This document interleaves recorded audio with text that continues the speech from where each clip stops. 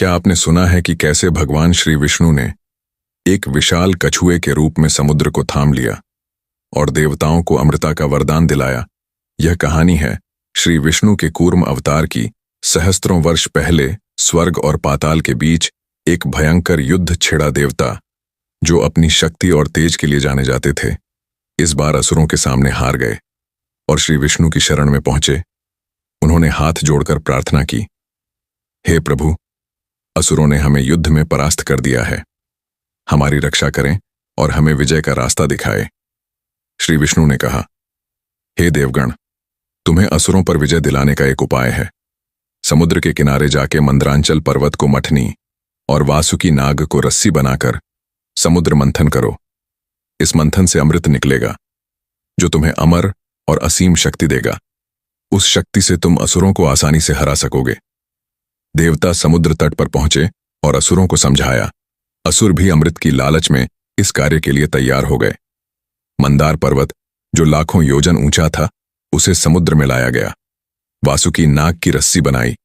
मंथन शुरू हुआ। असुरों को वासुकी के मुंह की ओर और देवताओं को पूंछ की ओर खड़ा किया गया। लेकिन जैसे ही मंथन शुरू हुआ, एक बड़ी मुश्किल सामने आई। मंदार पर्वत इतना भारी था कि वह समुद्र में डूबने लगा। देवता और असुर निराश हो गए। अब क्या होगा? क्या मंथन रुक जाएगा? तभी भगवान श्री विष्णु ने अपनी लीला दिखाई। उन्होंने एक विशाल विस्मयकारी कछुए का रूप धारण किया। यह था उनका कूर्म अवतार। इस विशाल कछुए ने पर्वत को अपनी पीठ पर उठा लिया। 1,00,000 योजन लंबे पर्वत को श्री विष्णु ने अपनी पीठ पर ऐसे संभाला जैसे यह कोई हल्का फुल्का बोझ हो। जब मंदार पर्वत स्थिर हुआ तो देवता और असुर फिर से उत्साह से भर गए। उन्होंने पूरी ताकत से वासुकी को खींचना शुरू किया।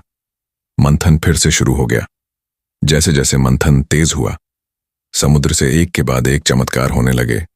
पहले निकला हलाहल विष, निकली दिव्य वस्तुएं, कामधेनु गाय, ऐरावत हाथी और न जाने क्या क्या।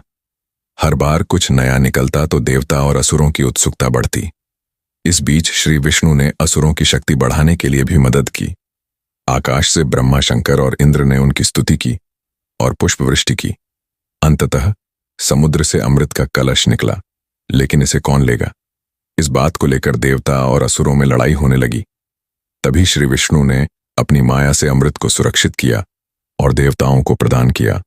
अमृत पीकर देवता असीम शक्ति से भर गए।